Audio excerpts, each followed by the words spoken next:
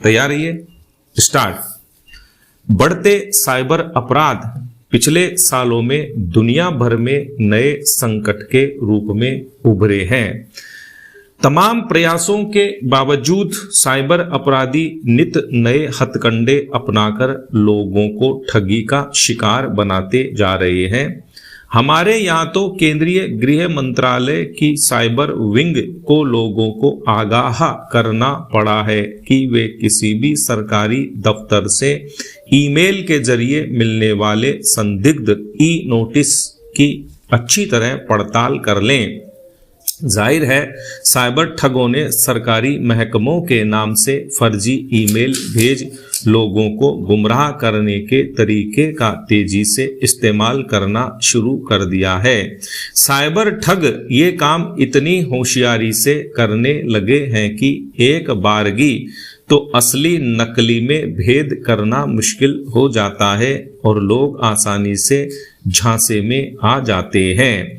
भारतीय साइबर अपराध coordination centre IC ने साफ कहा है कि लोगों को सरकारी ई नोटिस की आड़ में मिलने वाली फर्जी ईमेल से सतर्क रहने की जरूरत है। ऐसे ईमेल पर अटैचमेंट अथवा किसी लिंक को क्लिक करना हैकर्स की राह आसान कर सकता है।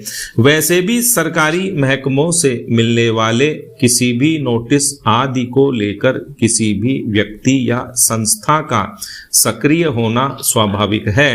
आमतौर पर सरकारी एजेंसियों की मेल आईडी से मिलती जुलती मेल से साइबर अपराधी लोगों को आर्थिक अपराध, सरकारी रिकवरी, ड्रग्स या चाइल्ड पोर्नोग्राफी से जुड़े मामलों को लेकर ई नोटिस भेजते हैं। हैरत की बात यह है कि इस तरह के नोटिस की भाषा भी सरकारी नोटिस में इस्तेमाल किए जाने वाली ही होती है। इतना ही नहीं, अफसरों के नाम व मुहर तक का इस्तेमाल किया जाता है। ऐसे मामले हर रोज सामने आते हैं कि साइबर अपराधी ऐसा नोटिस भेजकर संबंधित व्यक्ति से मामले को रफा दफा करने के नाम पर बड़ी रकम भी ऐंठने से नहीं चूकते। बात ई नोटिस की ही नहीं, बड़ी कंपनियों और बैंकों में जॉब ऑफर और लोगों को निवेश कर रकम को कम समय में ही दुगना करने जैसे प्रस्ताव देकर भी साइबर अपराध को अंजाम दिया जाता है। पैरा देखा जाए तो तहकीकात किए बिना ही हड़बड़ाहट में फर्जी को असली मानने की भूल ही लोगों को साइबर ठगों के हत्थे चढ़ाती है। बैंकों की ओर से भी कई बार कहा जाता है कि अपना पासवर्ड और बैंक खातों की जानकारी किसी से साझा नहीं करें, लेकिन लोगों की जल्दबाजी ही साइबर ठगों के लिए वरदान बन जाती है। वैसे तो सतर्कता में ही समझदारी है, लेकिन संबंधित महकमों को भी समय समय पर ऐसे फर्जीवाड़े की रोकथाम के लिए जागरूकता अभियान चलाने चाहिए। पैरा भारत कोरोना काल की आर्थिक अनिश्चितता से करीब करीब उबर चुका है। अब देश की अर्थव्यवस्था को गति देने के लिए नीतिगत ठोस कदम उठाने चाहिए, लेकिन पुराने ढर्रे को छोड़कर कुछ नवाचार पर भी ध्यान देना होगा। निवेश शक्ति पर ध्यान केंद्रित करते हुए बुनियादी ढांचे और विनिर्माण को बढ़ावा देना होगा। सड़कों, बिजली ग्रिड और डिजिटल नेटवर्क जैसी महत्वपूर्ण बुनियादी ढांचा परियोजनाओं में निवेश करने की सतत जरूरत है, ताकि नए रोजगार पैदा किए जा सकें। यदि नेटवर्क कनेक्टिविटी बढ़ेगी तो आगे निवेश आकर्षित होगा, जो सार्वजनिक निजी भागीदारी बुनियादी ढांचे के अंतर को पाटने में महत्वपूर्ण भूमिका निभा सकता है। इसके साथ ही व्यवसाय के अनुकूल माहौल बनाने और टारगेट प्रोत्साहन की पेशकश करने से घरेलू और विदेशी कंपनियों को विनिर्माण में निवेश करने के लिए प्रोत्साहित भी किया जा सकता है। इससे न केवल आयात पर निर्भरता कम होगी बल्कि निर्यात को भी बढ़ावा मिलेगा, जो रोजगार सृजन को एक नई ऊर्जा प्रदान कर सकता है। पहला, साथ ही मानव शक्ति का कौशल युक्त सशक्तिकरण और व्यवसाय जगत में उत्साह पैदा करना भी जरूरी है। कौशल विकास से युवाओं को कुशल बनाना या उन्हें पुनः कुशल री-स्किल बनाने पर ध्यान केंद्रित करने से रोजगार की स्थितियां सुधर सकती हैं, मगर सनद रहे कि ITI और पॉलीटेक्निक के पुराने ढर्रे से बचना होगा। अब हमें बाजार, प्रयोग और क्वालिटी आधारित प्रशिक्षण पर ध्यान देना ही होगा। ऐसे प्रशिक्षण कार्यक्रमों को उद्योग की जरूरतों के साथ जोड़कर उत्पादकता और नवाचार दोनों को बढ़ावा देना होगा। आज भी भारत में सरलता से व्यापार करने एवं इनोवेशन के लिए अनेक सरकारी जटिलताओं में सुधार की आवश्यकता है।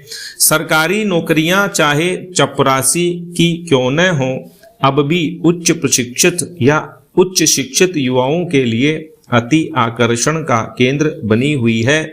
सरकार की स्थायी नौकरी का तिलिस्म अब भी स्टार्टअप, इनोवेशन, कॉरपोरेट सैलरी पर भारी पड़ रहा है। असल में भारत में सरकारी नौकरी में सुविधाओं की भरमार और जिम्मेदारी के अभाव ने कई जटिल समस्याएं पैदा की हैं। कर्मचारी चाहे वह निजी क्षेत्र का हो या सरकारी क्षेत्र का, सरकार की नज़र में सिर्फ कर्मचारी होना चाहिए। सरकार स्वास्थ्य, बच्चों की शिक्षा, महंगाई भत्ता, हाउसिंग जैसी सुविधाओं में सरकारी कर्मचारियों के साथ ही निजी कर्मचारियों के लिए भी नीति बनाकर एक आनुपातिक संतुलन स्थापित कर सकती है। भारत को आजादी के अमृत काल में अब सरकारी क्षेत्र के कर्मचारी एवं निजी क्षेत्र के कर्मचारी के बीच असामान्य कुलीनता और भेदभाव को मिटाना होगा, ताकि देश में सरकारी नौकरी के आकर्षण को कम करके प्रोफेशनल प्रतिस्पर्धा का माहौल बनाया जा सके। सरकारी खजाने पर सबका अधिकार न्याय संगत और तर्क संगत होना चाहिए। साथ ही स्टार्टअप पारिस्थितिकी तंत्र में तकनीकी स्टार्टअप के लिए अनुसंधान एवं विकास R&D पर अनुदान और टैक्स छूट आवश्यक है। मेक इन इंडिया को प्रोत्साहित करने की आवश्यकता है। इसके लिए सरकारी लाल फीताशाही से मुक्ति जरूरी है। इसके अतिरिक्त डिजिटल डिवाइड को कम करने के लिए ई-कॉमर्स प्लेटफॉर्म और डिजिटल मार्केटिंग टूल का लाभ भी सूक्ष्म, लघु और मध्यम उद्यमों ME को प्रशिक्षण देकर गांवों तक पहुंचाया जा सकता है, ताकि विकास के मॉडल की रिवर्स इंजीनियरिंग कर शहर से गांवों की ओर मोड़ा जा सके और गांवों के प्रोडक्ट्स भी दुनिया के किसी भी कोने में बेचे जा सकें। भारत को गैर परंपरागत ऊर्जा, कृत्रिम बुद्धिमत्ता और जैव प्रौद्योगिकी जैसे प्रमुख क्षेत्रों में अनुसंधान और विकास R&D को प्रोत्साहित करना चाहिए, ताकि नए उद्योग और उच्च मूल्य वाले निर्यात तैयार हो सकें। सन 2021 में भारत वैश्विक स्टार्टअप पारिस्थितिकी तंत्र में तीसरा स्थान प्राप्त कर एक पावर हाउस बनने की ओर अग्रसर था, मगर 2023 में सबसे अधिक वित्त पोषित भौगोलिक क्षेत्रों की वैश्विक रैंकिंग में चौथे स्थान पर फिसल गया है, जिसे सुधारने की जरूरत है। स्टॉप।